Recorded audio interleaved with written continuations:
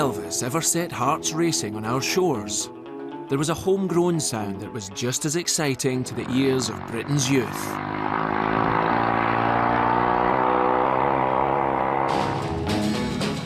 By the 1950s, British motorbikes were the fastest, most desirable and coolest thing on two wheels anywhere in the world. For Britain's bikers, a passion for speed has always been part of the thrill. I think the second day that after motorbikes were invented, two people met and had a race. Whether on the track... Some of the guys would hold the throttles open by various means, like of elastic bands and things, and just hang on. Or doing 100 miles an hour with the ton-up boys on the A406. You can bet he's the boy who's going to go flashing past with the throttle wide open. And you can bet you he's the boy in 6 months who's going to be in a coffin. British riders helped create the legend of the motorcycling rebel. The drug that they were addicted to was adrenaline. It weren't just about having fights and like being yobs. I mean, we was, and we did. But this was no brief post-war love affair with speed and style. Its roots go far deeper into Britain's past. The prime exponent was, of course, Lawrence of Arabia. For over 40 years, British motorbikes ruled the road. At 70 mile an hour on a British motorbike, you felt like you was doing 170 mile an hour.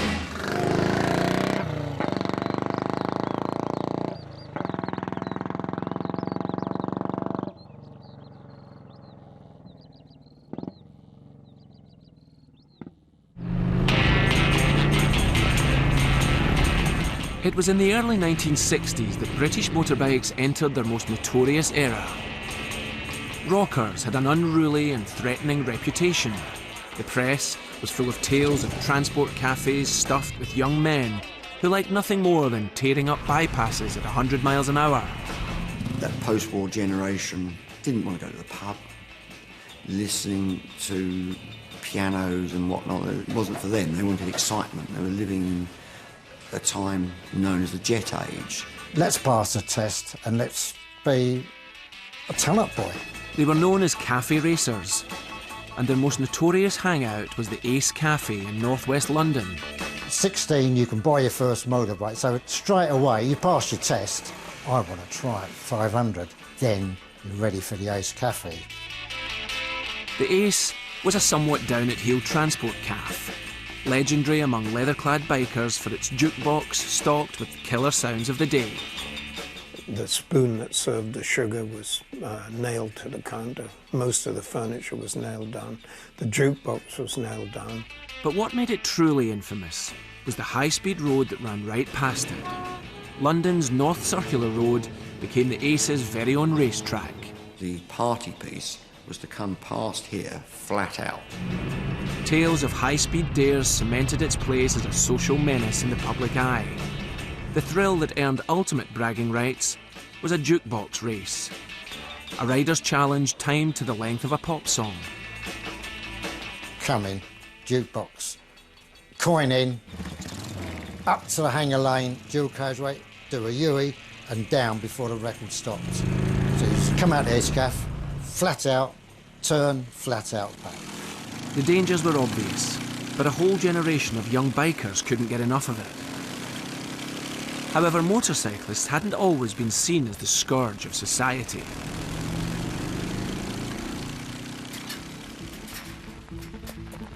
Back in the early 1920s, Britain's roads were more suited to the horse and cart than the motorcycle.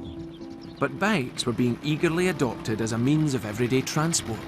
That's what makes us very different from America, that in Britain, the first kind of motorised transport that takes off is the motorcycle. They're used in the 1920s in various ways, not just for fun and not just for commuting, but also businesses. They're used as sort of delivery vehicles, beginning to replace horse and cart.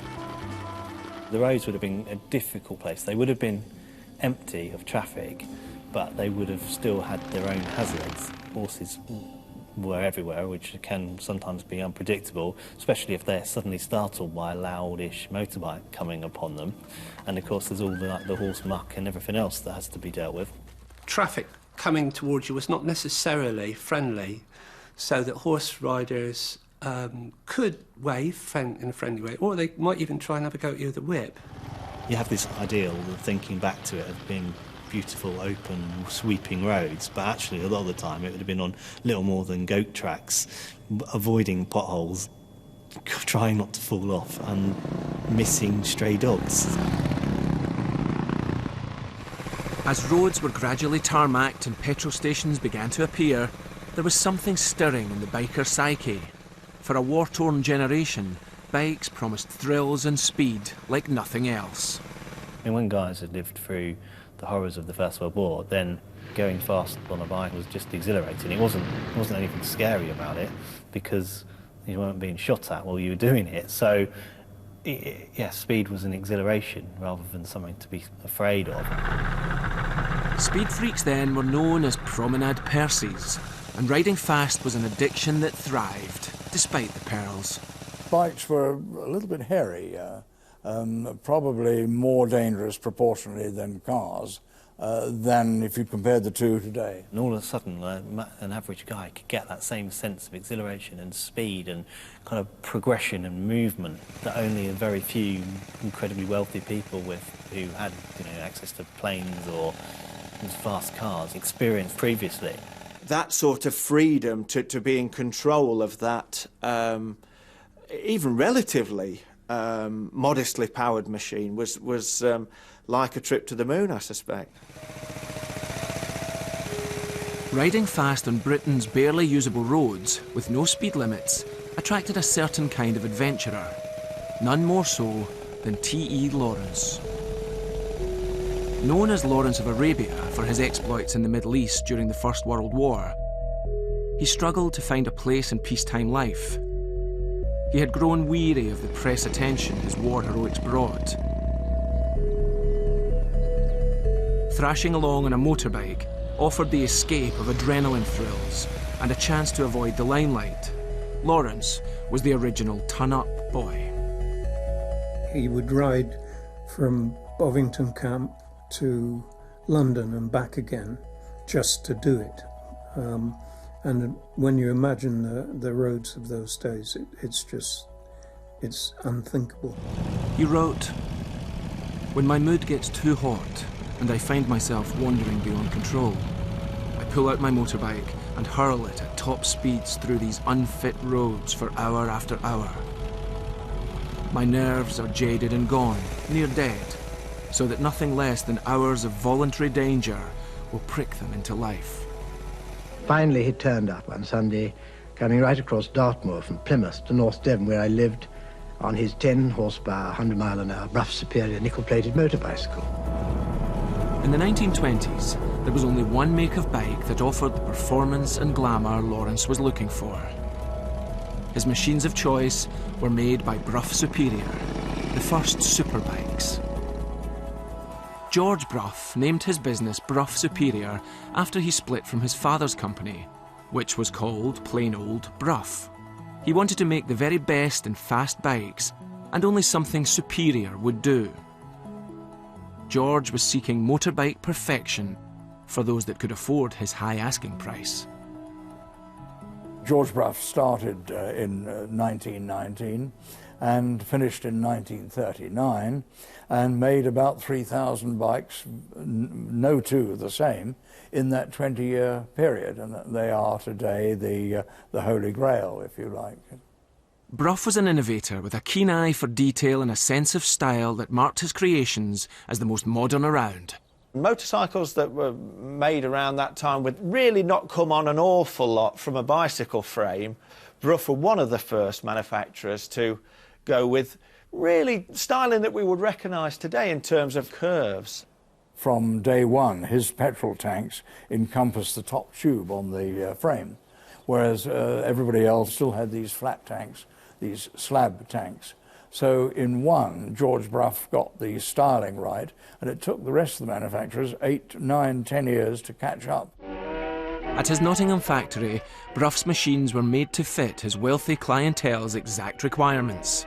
He would, like a good tailor, would measure you for the bike and the handlebars. If you were short, Lawrence of Arabia was short, he put in a small back wheel, and he would sit you on the saddle and measure where your hands get and make the bars.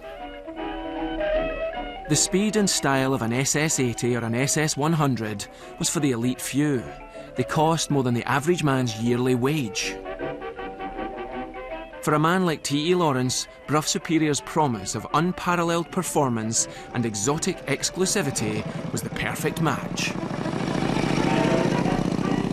On a motorbike, you can put the world to rights. And I think that was very much part of Lawrence's joy of his riding. Lawrence himself was a risk taker, somebody who had lived a very full, exciting and interesting life, and so at that point, you know, what other mode of transport could he have had than the Brough Superior? You know, that was the natural fit.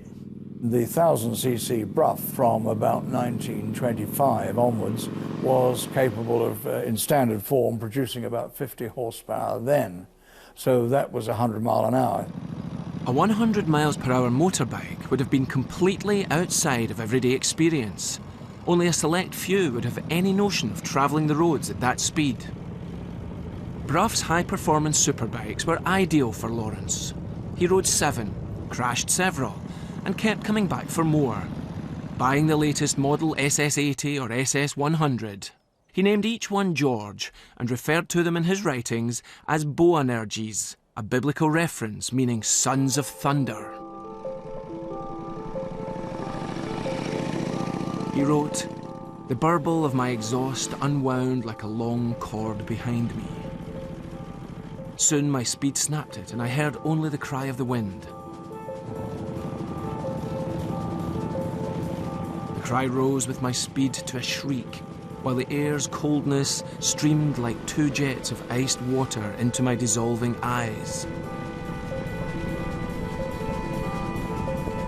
I screwed them to slits and focused my sights 200 yards ahead of me on the empty mosaic of the tar's gravelled undulations.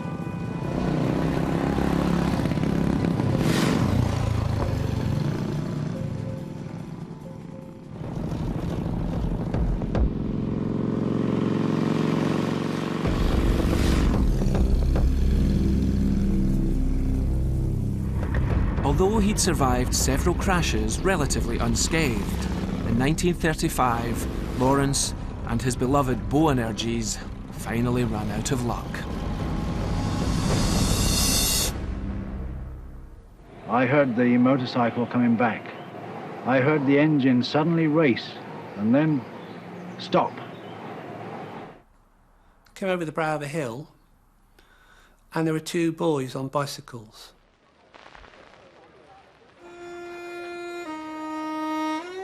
Suddenly, this man who faced death a score of times in Arabia meets a tragic end on a peaceful English country road.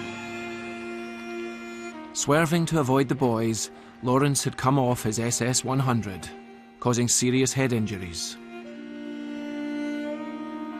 He died 6 days later. Like many riders, he never wore a helmet. Appalled at the needless death of a war hero, the doctor who attended Lawrence began researching the use of crash helmets. As a result of Lawrence's crash and the head injuries that he'd sustained, the surgeon campaigned quite vigorously after that. If he had been wearing a helmet, he would have been fine. As a direct result of that, and quite a long time later, helmets did become compulsory.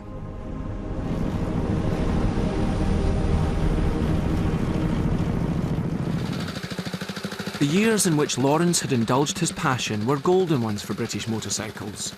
The interwar period saw an explosion in ownership, and designs were becoming increasingly advanced. Sport too was booming. Britain being Britain, every aspect of riding a motorcycle had been turned into a game. There was a competition event for everything.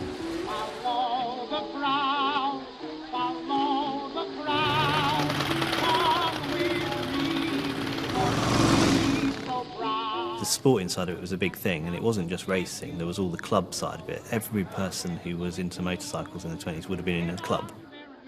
There would have been this huge community, and they wouldn't have just raced. They would have done sort of hill climbs and grass tracks and kind of, they used to do trials, and they'd even do like pillion trials where you'd have someone on the back of the bike to do a trial, and long distance trials, and there was always some kind of club involvement in it all.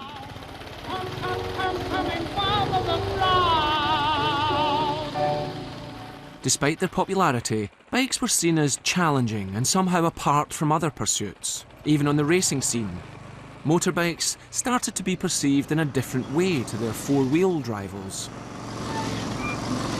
You still get people just riding around in their normal clothes, although in the racing scene you do start to see stuff developing. The car drivers would always wear white suits, nice clean white helmets and goggles. They were sort of pristinely turned out, so you've got a black leather-clad motorcyclist covered in dirt who, you know, whizzes around lap after lap after lap getting dirty. I don't know, it just, there is this real sort of separation. The feeling that bikes were a bit different was apparent at the prestigious Brooklyn circuit. It was one of the only custom-built racetracks in the world and had been an important part of the bike scene from the beginning. Yet even here, bikers were becoming outsiders. Brooklyn's the most prominent British race circuit that closes in 1939. At that time, there was a real hierarchy of the establishment in the racing community. The motorcycle racers weren't allowed into the clubhouse at Brooklands, whereas the car racers were. They were looked down upon even in that scene as well.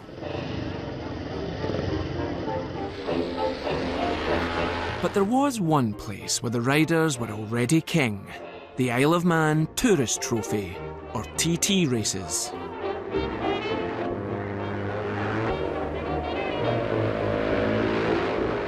The event was founded in the early 1900s on the Isle of Man, after racing on the roads in mainland Britain had become outlawed. The place became the spiritual home of British bikers. Raced over a 37-mile mountainous circuit, the TT was a challenging time trial against the clock, testing courage to the full. There really is nothing else like it in the world. There wasn't back then, and I guess there isn't now. The TT races are about to begin, and all the competitors are lined up. There's a great deal of activity going on at the moment around the starting point.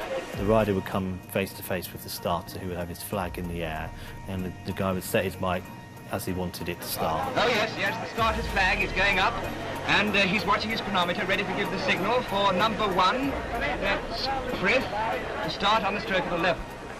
And there goes the starter's flag, great thing to sight now. As the flag drops, he would push, run, with the clutch held in, then he'd let his clutch out and jump onto the saddle.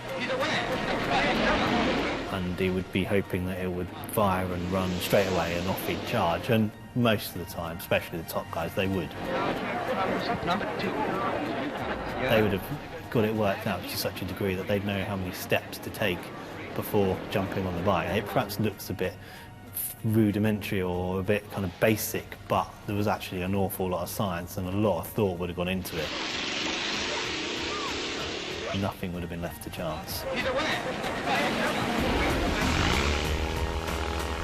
Unlike Brooklands, the TT track was on everyday roads, a far more familiar environment for the average rider, despite its pitfalls. It is a 37-mile track, which are public roads, with hairpins and hills and bumps and villages.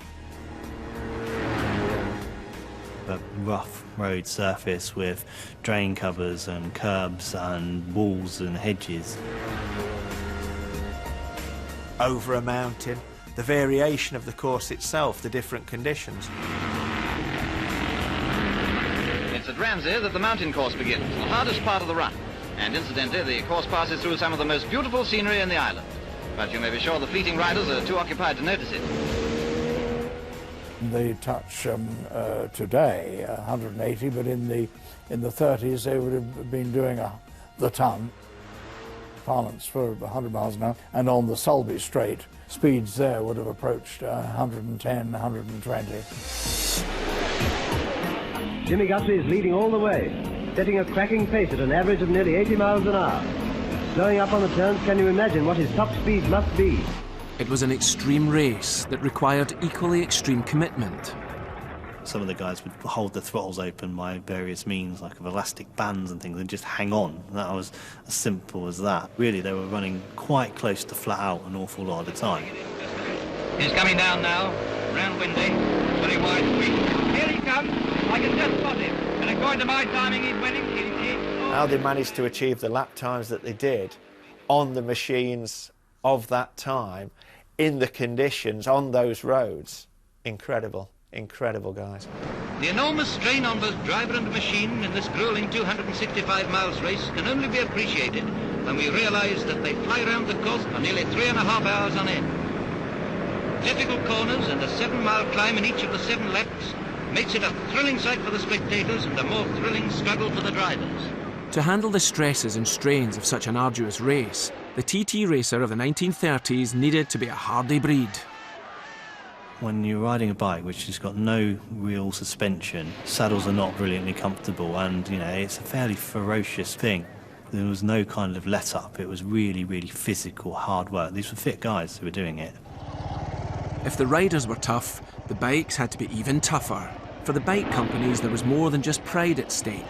This really can't be underestimated, its importance in terms of motorcycle development. The TT was an absolutely marvellous proving ground for manufacturers in an era when people were concerned about reliability. Naturally, we buy something today, it's not going to break. Very different time then.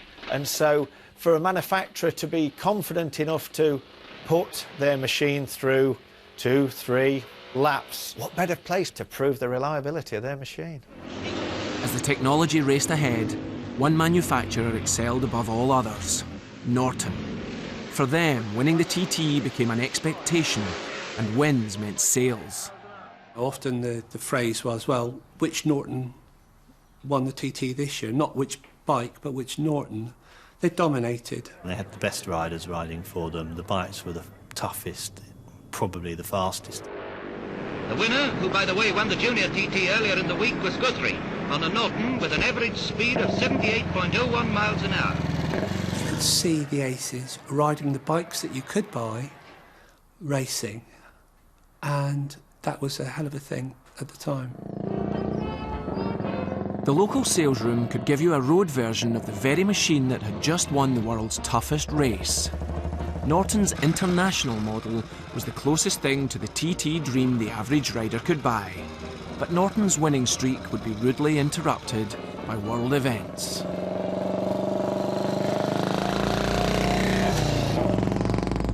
In 1938, Norton won the TT, but for 1939 they virtually withdrew from international racing because they'd started to build bikes for the army. In 1939, as Britain geared up for war with Germany, there was another team waiting to take Norton's place: BMW.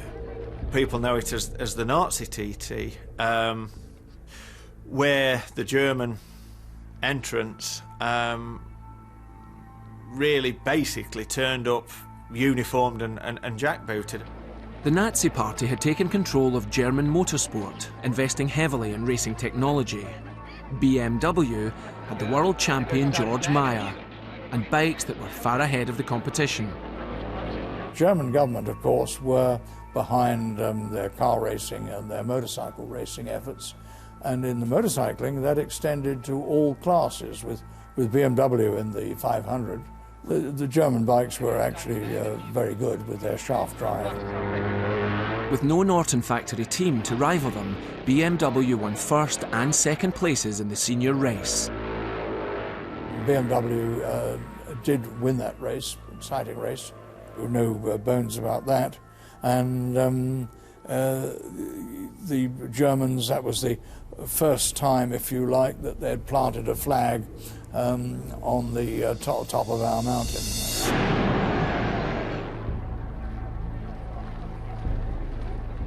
BMW's second place rider was British man Jock West, shown on the right. He chose not to join in with his team's victory salute.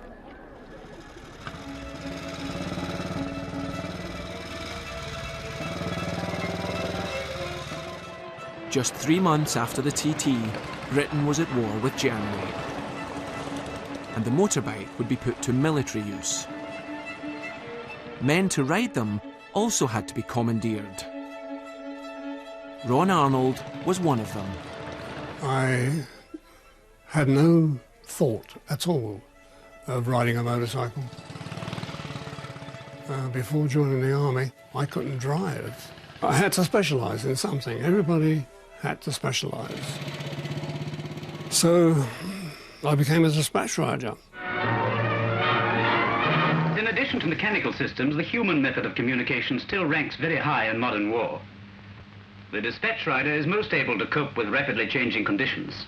Upon his shoulders rests the responsibility of maintaining contact between the many positions in the field, even before the more permanent methods of communication have been established. I think they first gave me a BSA. Known as DRs, dispatch riders and their bikes were expected to operate in any weather conditions and deliver messages wherever they were ordered to. In due course, bit by bit, they provided me with the rest of it. Here, the wise DR does things methodically and takes care in his dressing. Double texture, rubber, coat, almost down to the ankles. Pair of goggles. They taught me how to ride a motorcycle and how to use a map that other people could understand what I was referred to on that map. Trained to adjust himself rapidly and thoroughly, there's little that a fully fledged DR doesn't know about finding his way, not only with maps, but by making use of his own powers of observation. You're also issued with a dispatch bag. You've got to be there by 6. Very good, sir. I'll be there. I never bother to look what's in it. It's handed to me. I put it round my neck. I go. I deliver it to my officer.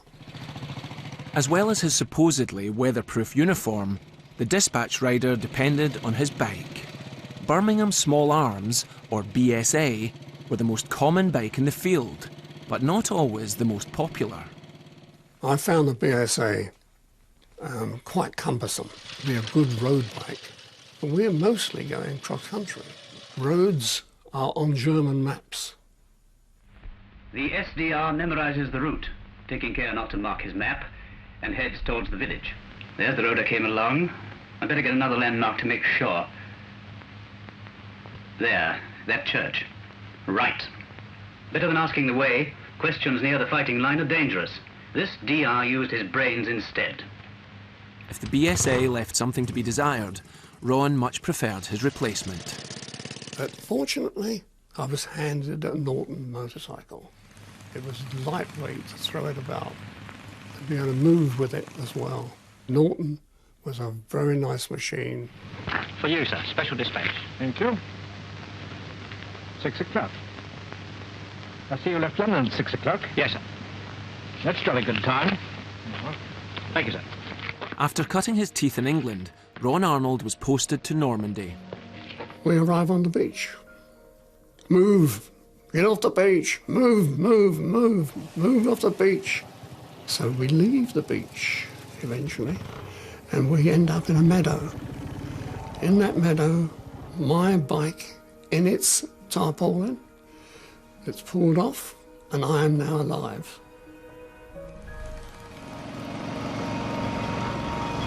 In the Second World War, Britain used more motorbikes than any other country. By its end, the manufacturers had made more than 400,000 of them. Throughout the conflict, British society had been exposed to motorcycles like never before. Both the clothing and the machines that had been made for the army would have a lasting impact on how the public viewed bikes in the post-war years. In peacetime, as the bike industry began picking up the pieces, new machines were mostly for export and therefore hard to come by. But it wasn't long before Civvy Street was awash with second-hand bikes and ex-War Department stock sold on the cheap. A lot of surplus motorcycles were converted back to civilian use. You know, were repainted from army khaki into any colour as long as it's black kind of thing to get Britain mobile again. We're getting a proliferation again of bikes. We've got the ones now from the 20s and 30s. Obviously, the second-hand market grows the more bikes there are around. So they're becoming more available. In amongst all the austerity, there was a dream bike that offered a glimpse of what the future might hold. A hand-built fantasy for motorcycle fans that contrasted deeply with the world around it. The bike to end all bikes. The Vincent Black Shadow. It was the ultimate, and rightly so, you know. They're building an atom bomb. Blow me out this place. They're building a bigger bomb. What a crazy human race. They couldn't find a road fast enough to test it on, to do that, even though there was no speed limit then. They used to do all the testing on the A1 at dawn. Its standout feature visually was it had a all-black engine and it had a 5-inch speedometer. No! Did you ever hear such a noise?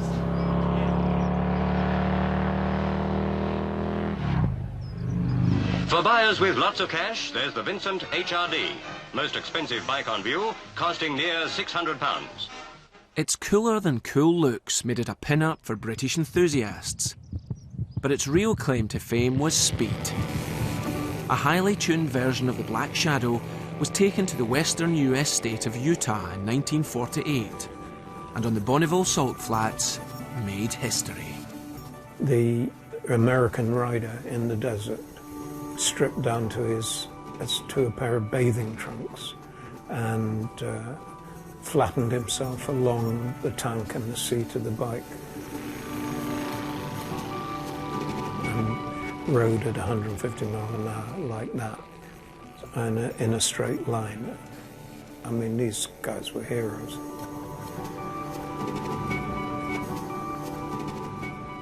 It was an unbelievable speed for those days. Vincent's design stood out in an era of making do as a symbol of progress and engineering skill. They were in another quantum leap in terms of performance. Even on British roads, unthinkable speeds could be achieved.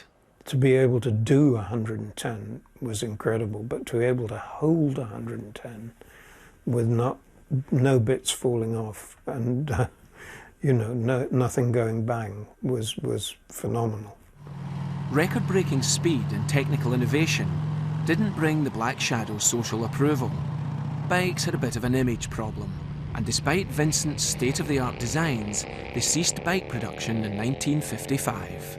It wasn't like having a sports car. Even though it was horrendously expensive, it was still a motorbike, and tarred with that brush. Britain was also changing. Society was on the move. Expanding road networks and new out-of-town suburbs drove a boom in the demand for personal transport. As consumerism took hold in the 1950s, the middle class increasingly wanted cars rather than motorbikes. Cars were aspirational status symbols, and they kept you warm and dry. Every man's got a car. Poor man, a rich man. You can't keep the poor man up because he's a poor man or a working man. He's just entitled to have a car on the road as you are. And it wasn't just aspirations that were evolving. If grown-ups wanted cars, there was a new group that would take motorbikes off their hands. Teenagers. We're gonna jump, little children, jump. We're gonna jump, little children, jump. We're gonna jump, little children, mother and father's gone. You're beginning to get youth subcultures emerging after the war. And it's part of a whole debate in society about these new youths, these young people who are having more money, who are having more independence. The old traditions of respect, whether it's for your parents, for the church, for the establishment, for parliament, whatever, all of those things are under threat in the post-war period. Motorcycles and scooters, of course, become part of that youth generation. Mom and Papa gone. The generation gap becomes a social concern. The anxiety around teenagers and motorbikes was quick to set in. Marlon Brando's 1953 film, The Wild One, ignited a full-blown moral panic with its portrayal of delinquent bad boys on motorcycles. Brando's sneering, disdainful performance captured a threatening sense of rebellion that was emphasised by the film's use of costumes. The gang's black leather jackets in stark contrast to the ordinary townsfolk. The director made Brando's Johnny menacingly disengaged from authority figures, and the artistic mix worked so well that British censors banned the film. Where's that bunch from? I don't know, everywhere. I don't even think they know where they're going. Termites, nutty. 10 guys like that give people the idea everybody drives a motorcycle is crazy. The British Board of Film Censors described it as a spectacle of unbridled hooliganism. When that hooligan happened to be riding a Triumph, it was no wonder British youths took his image to their heart.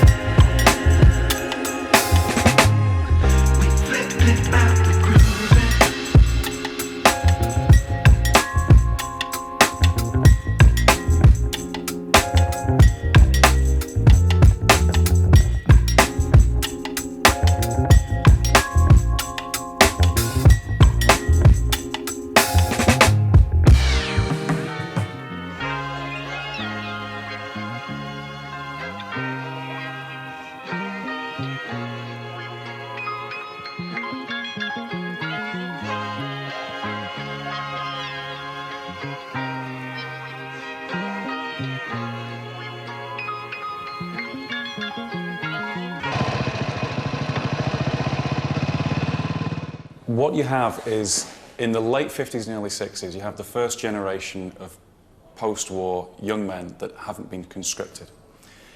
They are living in a world where their working conditions, pay, holidays are improving all the time because of government legislation.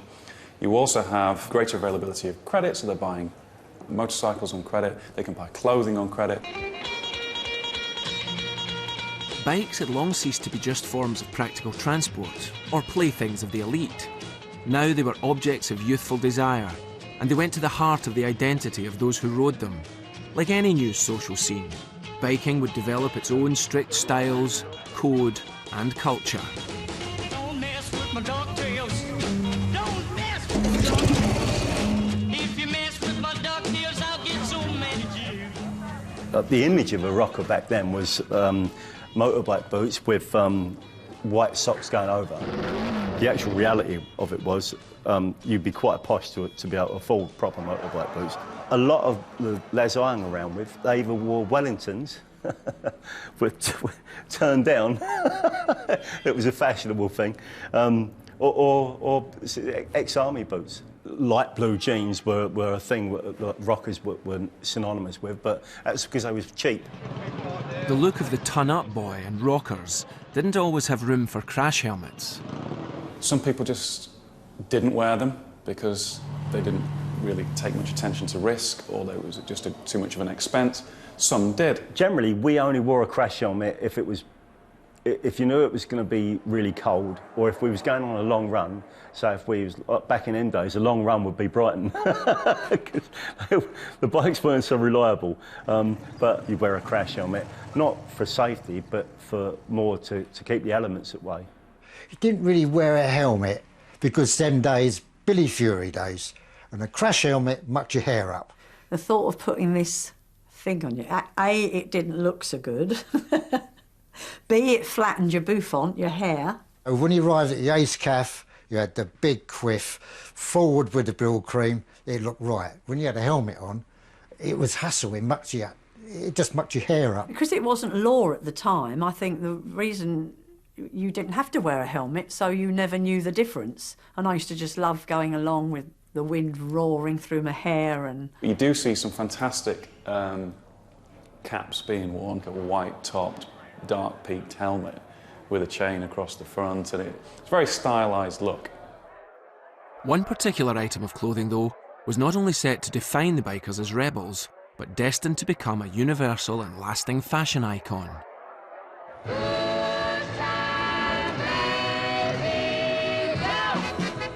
If you could afford one, a leather jacket was the essential bike accessory.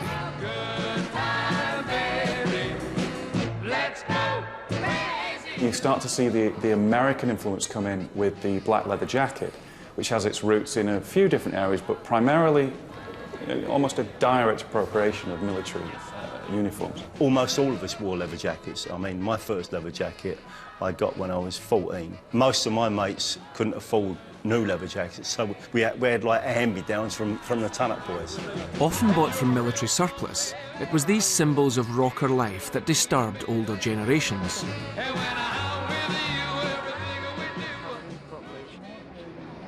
You can do a direct image comparison between the black leather jacket and the German tank crews. The silhouette and the design, the lapels, is almost identical.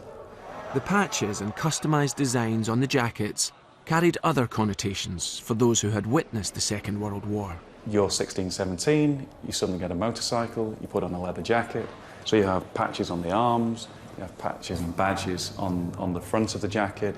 You also have insignia being painted on the back as well. Your parents, who may have seen lots of images or actually been to war themselves and you know, been close up with the enemy, are going to draw some comparisons to all of this. Their uniform is black leather. Their hair, a sergeant major's nightmare. And the two words on everyone's lips, the ton, 100 miles an hour.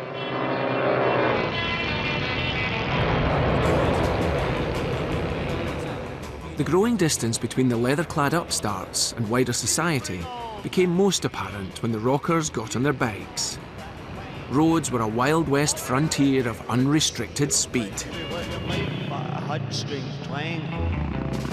We used to race from one roundabout to the other, and you'd go up and down there, and we found that you went up and down 4 or 5 times, and someone would have phoned the police, so the police would arrive, so you go up and down twice.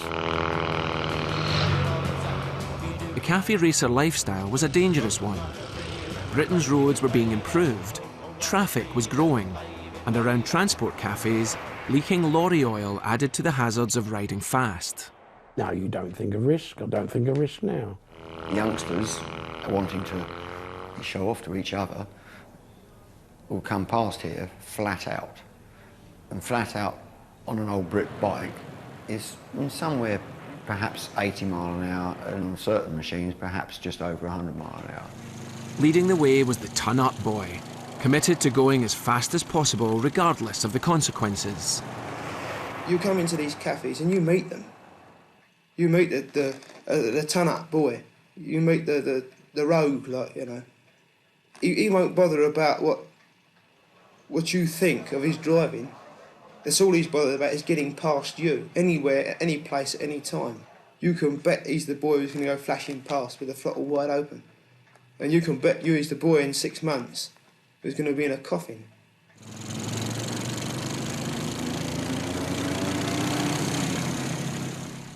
Yes, really, I was a ton-up boy. When you was a ton-up boy, it was Speedo. You looked at the Speedo 90, 91, and it gradually creeps up 100 mile an hour, and then you think, I've just done a ton, you know, and that made the day because you did a ton. I had a BSA Gold Star that was actually a clubman's racing bike with lights on, and it's what I started racing on. But I had a younger sister who would be 5 or 6 years old, and I used to go and pick her up from school. You've got the rev counter and the speedo on the BSA like that, and she's watching it, and she goes rushing into her mum, saying, "Mummy, Mummy, we did 100 miles an hour." My mother went mad. There was another strand to rocker life. Some of their hangouts were notorious for being as rough as their leather jackets. The Chelsea Bridge Boys were an infamous band of rockers who gathered next to a tea kiosk. It was notorious in the 50s and 60s as a place of ill repute. You didn't go up there, and if you did, you was bad. You was deemed to be a bad boy, or people wouldn't even walk over it. And if you had a scooter boys wouldn't ride over there, because if they did, the scooters got thrown over Chelsea Bridge. It was hardly Hell's Angels stuff, but always central to the action at the bridge were the motorbikes they doted on. It was these that delivered the real thrills, spills and adrenaline. It weren't just about having fights and like being yobs. I mean, we was, and we did, but it was more, for us, it was more like the thrill of getting on the motorbike and riding it and opening the throttle and going as fast as you can and going into a bend and getting it just right and coming out the other side, and you think, wow, yeah, it was just a buzz. That was a common denominator. We all felt that.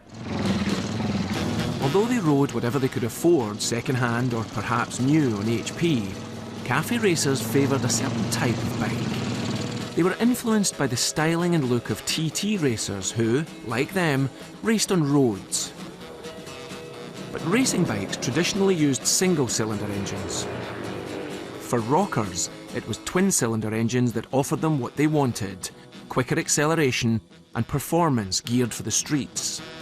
Twins were generally associated with rockers. Ton-up boys and rockers, generally. Because you could tune them and go much faster. Triumph had set the standard. Their chief designer, Edward Turner, developed the Triumph Twin before the war. And through the 1950s, they released bikes with sporty, American-tinged styling. Their finest hour was with the T120 Bonneville, launched in 1959. Named after a Triumph speed record set at Bonneville Salt Flats in Utah, it was the bike to be seen with, featuring dual carburetors and era-defining cool. The ton-up boys loved it. In the same year, motorcycle sales hit the roof.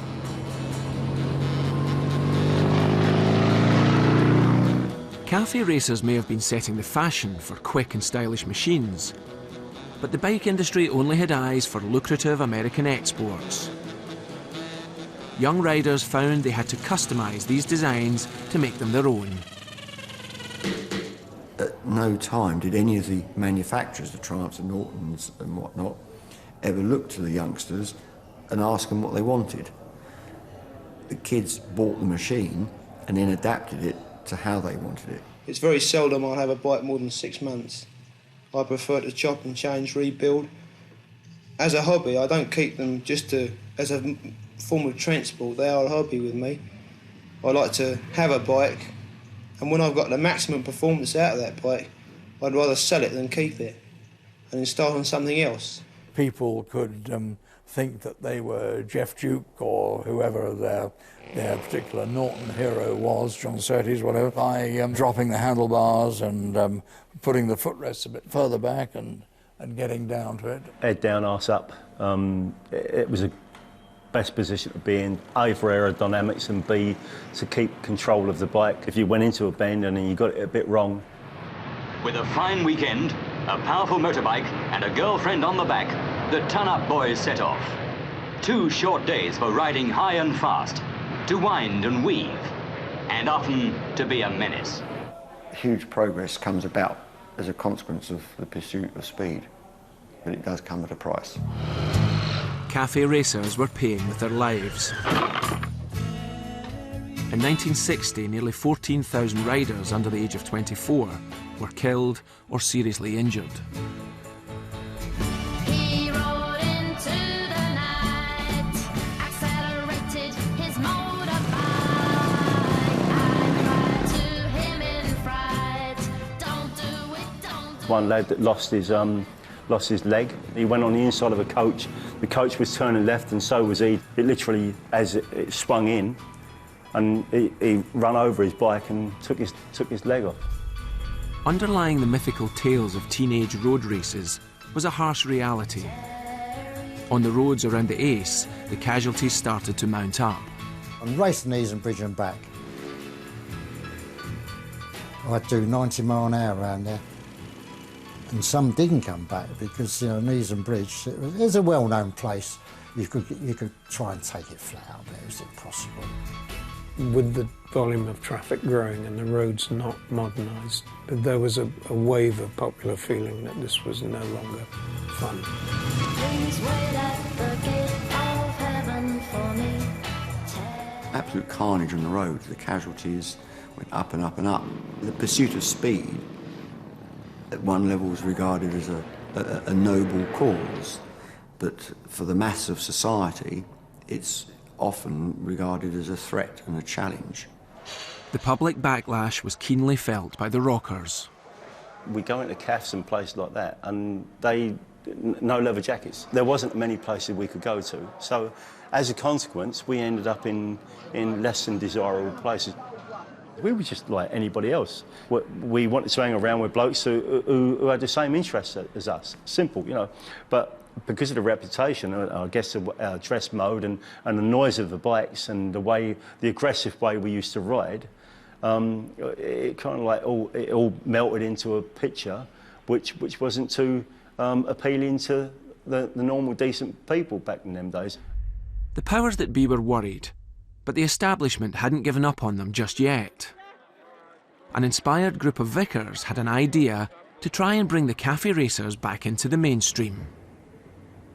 In 1962, the Reverend Bill Shergold would make a journey to the infamous Ace Cafe. His mission, to try and tempt the wayward youngsters to come to a new youth club and escape unscathed himself. So he plucked up his courage and set off on his motorbike into the unknown. He wrote, "I wrapped a scarf around my neck, covering up my dog collar. About a dozen bikes, ridden by sinister-looking figures in black leathers, roared past in the opposite direction. I felt almost sick with fear. I was in such a panic that I opened up the throttle and fled past the Ace as fast as I could." This wasn't where you'd expect to find a vicar. Anywhere where motorcyclists gathered was a place where normal people, respectable people wouldn't go. A few weeks later, he tried again. He wrote, "I entered the forecourt at the Ace. It was packed with bikes. Hundreds of boys were milling around, laughing and talking. This is it, I thought. I shall almost certainly lose my trousers or end up in the canal." Yet gradually they were won over by Shergold and his inclusive, non-judgmental style. Although this is a church club, its purpose is to bring together young people with a common interest, motorcycling. Their shared interest convinced the rockers at the Ace that the 59 Club was somewhere worth a look. As well as a new place to meet, it organised rallies and ride-outs, even activities like sub-aqua diving. Bikers joined in their thousands, and the 59 Club became the biggest motorcycle club in the world. For those who joined the 59 Club, it meant more than the establishment could ever have dreamed. My first moment or night of going there was definitely for me life-defining. It really was. And it kept me on a path within motorcycling for the rest of my life, really. But it was still somewhere the rockers and ton-up boys could revel in their lifestyle. By the mid-1960s, though, that lifestyle was under threat. Rock and roll seemed to have had its day. A younger generation was coming through that did things very differently. They became known as mods, famed for their love of sharp suits instead of leathers, coffee bars over transport cafes. They wanted soul music, not rock and roll, and worst of all, from a rocker's point of view, scooters, not motorbikes. How would you explain this fanatical devotion by scooter enthusiasts for their gleaming machine? You kind of like got the fact that they were good for riding on and wearing decent clothes. But it's a mod. How can you get pleasure from riding it? You can think. They're like little air dryers, you know. You just, how can you get pleasure from it? It was alien to us. Mods represented progress, with their Italian scooters, a more international outlook. Rockers and motorbikes were being left behind as the rest of Britain moved on. Mods were looking to the future, and tension between the two saw things turn ugly. If you get into a fight with a mod, you've got to watch it all the time, you know. They'll pull your hair, they'll claw at you. They started, you know what rockers are like, don't you? It really has come to something when people can't take a short holiday without the threat of long-haired youngsters with knives indulging in an orgy of hooliganism. Only a handful of clashes happened between mods and rockers at seaside resorts like Brighton, but it was too late. The press and polite society had their pantomime villains. Adolescents on motorbikes became identified with thugs. They rubbed in prejudices against motorbikes that many people have always had about them. Noise, danger, the dirt and the discomfort. The rockers' misbehaviour amounted to a knockout blow to the prestige of the two-wheeled machine in this country. What do you think about society? I don't know, don't bother me.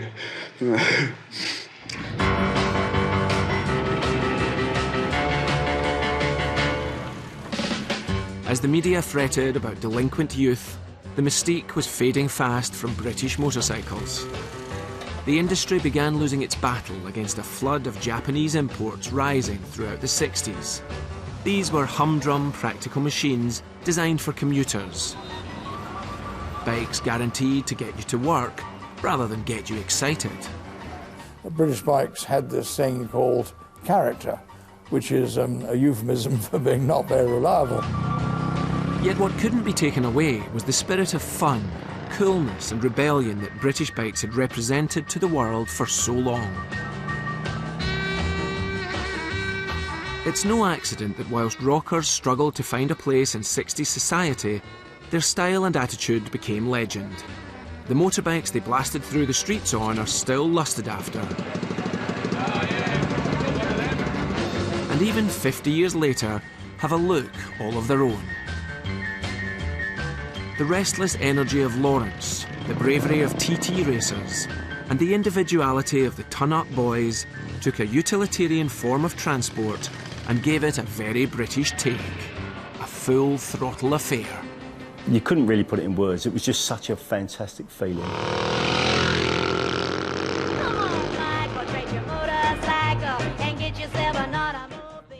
And there's more Timeshift here on BBC4 next Monday at 9 with When Coal Was King. Next tonight, though, we're staying on the bike for a race out on the open road and how the North West was won. We can't